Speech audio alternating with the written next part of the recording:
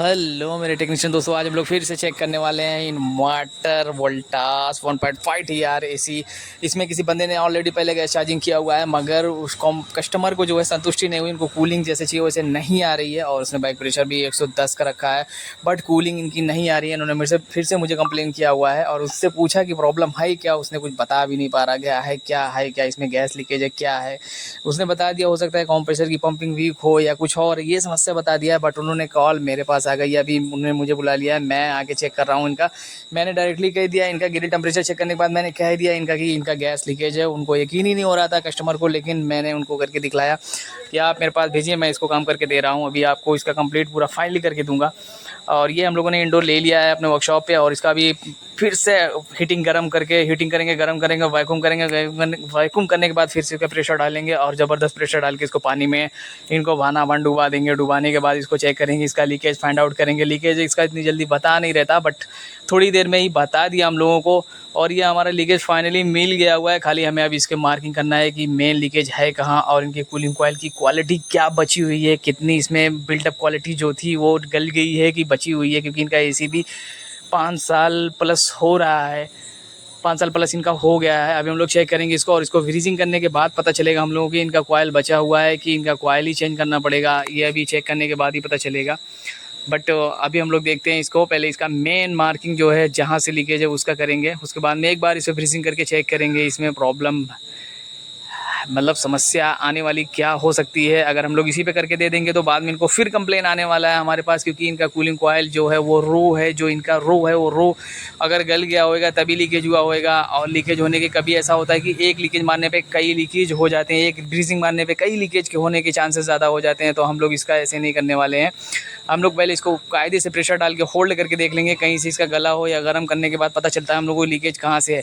But अभी हम लोग के पास इसका जो है, हम लोगों ने जो उसका चेकिंग करने के बाद हमें पता चला इसको एक बार ब्रीजिंग मारने के बाद इसको दोबारा से लीकेज बता दिया इसी कॉइल पे। तो हम लोग ये कॉइल पे नहीं करने वाले हैं काम। अभी हम लोग इसी कॉइल को, इसका जो रो है वो रो चेंज कर देंगे। हमारे पास एक LG 2TR स्प्लिट AC है, उसका हम लोग रो निकाल के इसमें यूज़ कर लेंगे और वही रो यूज़ करके हम लोग फिर से इनको काम करके ओपनली काम करके दे देंगे। एक इंडोर एक कॉइल बनाने के चक्कर में हमने 2TR का ही इंडोर ख़राब कर दिया है पूरा। देखते हैं फिर आगे, बाकी नाम तो नाम होता है, ब्रांड तो ब्रांड होता है, देखेंगे जो होएगा आगे, जो समस्या आएगी देखेंगे। बट अभी हम लोगों ने इनका काम करके फाइनली इनका ब्रीजिंग करके प्रेशर होल्ड करके इनका फिर से रीचेक करेंगे। रीचेक करने के बाद हो सकता है 24 घंटे भी डाल के रख दें और प्रेशर काफ़ी हाई रखेंगे, ताकि जो है प्रेशर हाई रखने पे हमें ये पता चल जाए कहीं और से लीकेज की समस्या नहीं है, या कहीं हमारा कूलिंग कॉइल ब्रीजिंग करने के बाद कहीं और गला तो नहीं है। कूलिंग कॉइल की जो बिल्ड क्वालिटी थी वो तो अभी जा ही चुकी है, बट इनको हम काम करके दे देंगे। अभी काम इनका फाइनल होने के बाद अभी हम आपको रिस्पॉन्स भी इसका हो सकता है दिखा देंगे। ये हमारा है और ये हमारा भी कूलिंग कॉइल जो है, कूलिंग कॉइल को अभी LG वाला जो रो हमने बताया है वही रो निकाल के हम लोग इसमें ब्रीजिंग कर लेंगे। ये ब्रीजिंग हो गया है हमारा, और ब्रीजिंग करने के बाद ये रीचेक करने के बाद ये हम आप लोगों को दिखा रहे हैं, ये रीचेक हो गया है हमारा। ब्रीजिंग जो हुआ है वो भी आपको दिखला देते हैं, क्योंकि यहाँ पे ब्रीजिंग मारना इतना ईजी नहीं होता है, काफ़ी डिफ़िकल्ट होता है। बट जिन जो नए टेक्नीशियन उनके लिए ख़ास करके है, जो एक्सपर्ट हैं उनकी बात ही अलग है भाई, वो भी फंसते हैं, ऐसा नहीं है कि नहीं है। बट ये हमारा काम यहाँ से फाइनली हो गया है। अभी हम लोग इसका काम करने के बाद फिर इसको रीचेक कर लेंगे। रीचेक करने के बाद वापस से इसको फिटिंग करेंगे। फिटिंग करने के बाद फिर हम लोग चलेंगे जहाँ से लाए हैं इसको, वहीं पर इसको उसी जगह पे वापस फिटिंग कर देंगे और उनके यहाँ गैस चार्जिंग करके फुल प्रोसेस वैक्यूम करके इनको बेहतरीन से गैस चार्जिंग करके दे दिया जाएगा। बाकी देखते हैं अभी क्या होता है, क्या रिस्पॉन्स आता है। वैसे तो LG वाला रो बैठ नहीं रहा था, बस उसको मैनेज करके बैठा दिया गया है। थोड़ा सा डाई उसकी छोटी पड़ रही थी या बड़ी पड़ रही थी रो, क्योंकि काट के रो लगाना आसान नहीं होता है, क्योंकि हमने कट करके उसको रो लगाया हुआ है। हमारे पास दूसरा रो का चांस नहीं था मिलने का, वरना इनका पूरा कूलिंग कॉइल ही चेंज करना पड़ जाता हमें।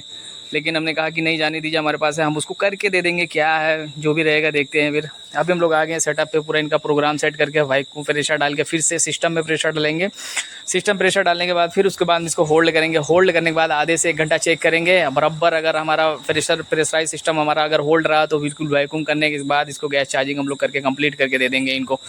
और ये हमारा गैस चार्जिंग का प्रोसेस, हमारा ये गैस चार्जिंग का वैक्यूम हो चुका है हमारा। अभी हम लोग गैस चार्जिंग के प्रोसेस पे हैं।